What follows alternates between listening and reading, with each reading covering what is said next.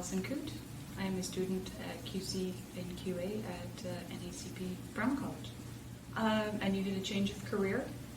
Formerly was in fertility and decided I wanted something new and exciting and upcoming in the industry. Training has been great. I've learned a great deal.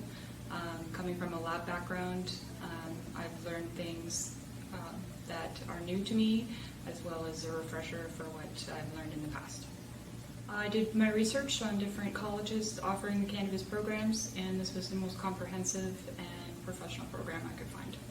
So currently I'm doing an internship at Black Rose Organics, and we are learning production as well as all of the other elements of the business, which has been great for me as a student coming from a completely different industry.